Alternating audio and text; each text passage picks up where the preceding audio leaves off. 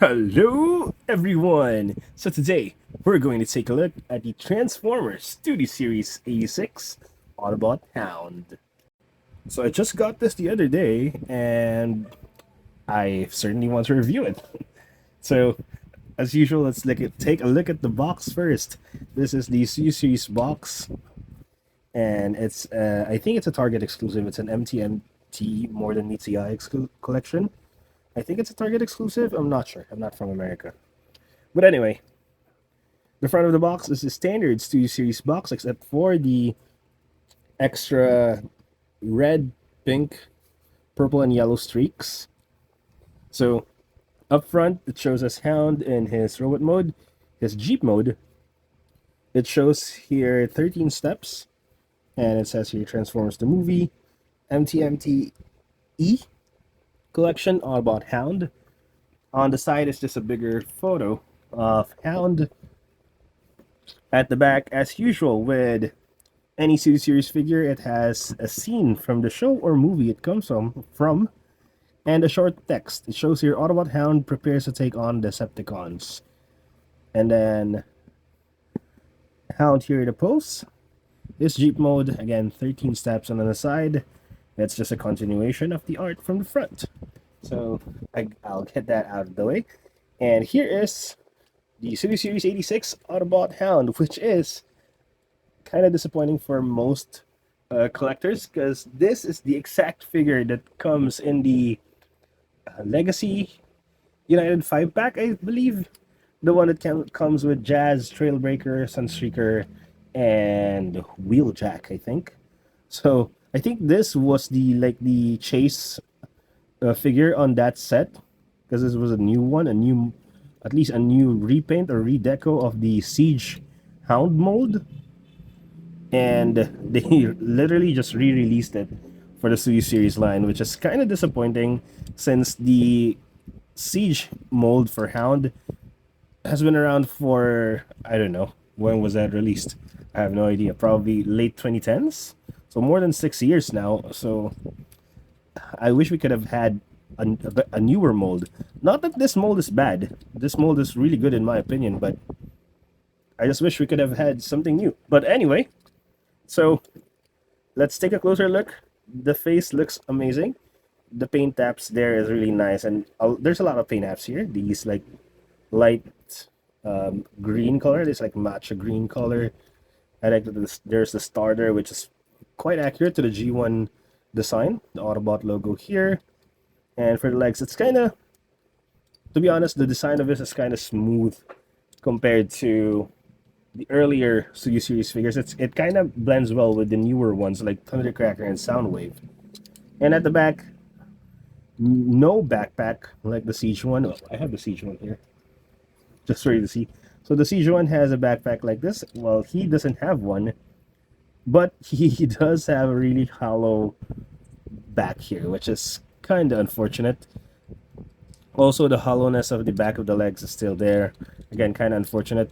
He comes in with two weapons, his blaster here and his shoulder cannon, which in my copy doesn't really tab in well. I think it's still kind of loose.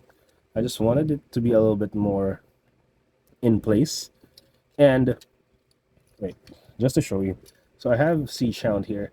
One of the issues that I have with this guy is sometimes the tab for the shoulders is quite easily like removed or detached. Same here with this copy, but on this side only, on the shoulder. So when I'm using this arm, when I move his entire arm to the side, it's okay.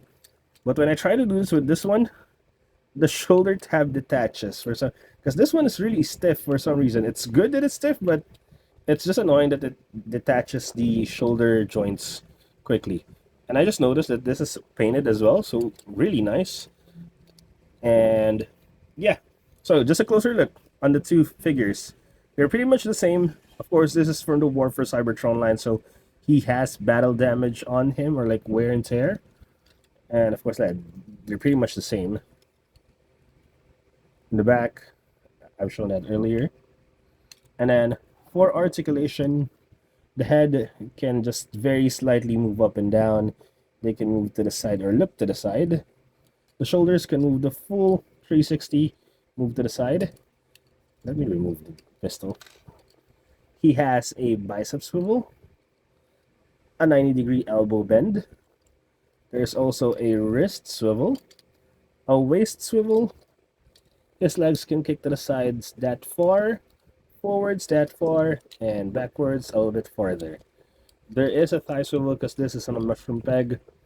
The knees can bend more than 90 degrees. There is a really good ankle pivot as well.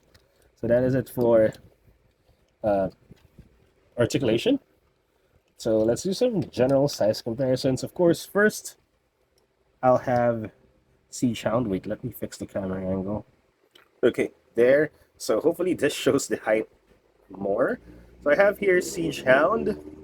I have here the 86 Bumblebee. Wait, let me remove Hound.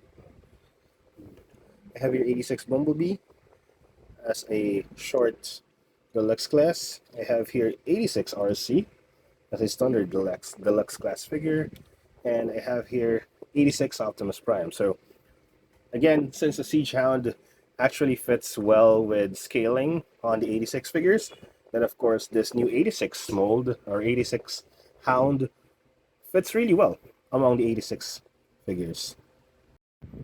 So here we have Hound in his Jeep mode, and let's take a closer look. I like that the windshield is cell shaded. Yeah, so I like this part, and actually, to be honest, I like the paint apps on this and the color on this better than the Siege version. It looks like a Jeep. I love the fact that even the wheels, like the inner part of the wheels, is painted as well. One thing I kind of prefer on the Siege alt mode is the weapon integration. I'm just not a fan of these two sticking out like this, and it's actually pointed at the windshield instead of like anywhere else.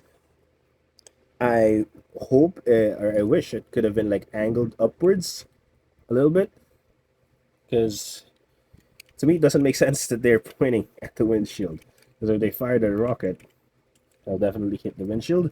When in Siege mode, the guns are in Siege mode. In the Siege mold, the guns are actually integrated on top of everything, of the vehicle itself, and even I forgot what it's called, the magazine of this long gun is actually integrated here at the back. It looks really nice. It looks really good, and yeah, that's just my 2 cents on it. But this is a really nicely built or nicely made alt mode. Nothing else to say. It's a really good one. Just one more thing that I'd like to.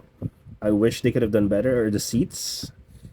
Like this is just multiple like lines there. I wish they could have built in a seat there, like a proper seat, instead of like this. Like they bothered making like the backrests of the chairs or the seats, but they didn't bother making anything here like that looks remotely like a seat. So, but yeah, at the back, it looks hollow. You can see the emptiness inside.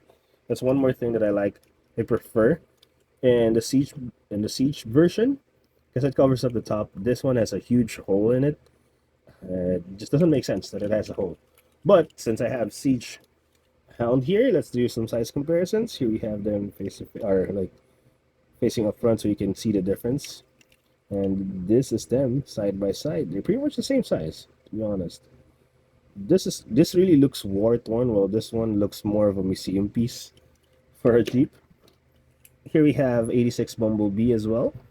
Of course, Hound will be bigger than him. And for a last size comparison, you have the 86 Optimus Prime, which of course is a lot bigger than him. And in my opinion, it scales really well. So final thoughts on the Studio Series 86 Hound. So this is kind of disappointing, knowing for a fact that this exact figure was released just a couple of years ago for the Legacy United 5-pack. So it's the exact same figure, which is kind of disappointing. If you already have that, if you bought that 5-pack, especially for Hound, then there's no reason for you to get this. And to be honest, if you already have the Siege Hound and you're not really interested in having the exact same figure. It's the exact same figure, to be honest, minus, of course, the repaint and different weapons, but they're pretty much the same. The playability is the same. The way they transform is literally the same, and in my opinion, nothing much has changed except for visual quality. So if you already have Siege Hound and you already have the 5 pack, this I don't recommend buying this. The only reason I would recommend buying this if you don't have any of the G1 hounds before. But I guess overall it's a good figure. It's just disappointing that it's just literally the same figure from the Legacy United 5 pack. But anyway, that's it for my review. Hope you guys enjoyed the video. Please like and subscribe if you do. Thank you for watching, and see you guys next time. Bye bye.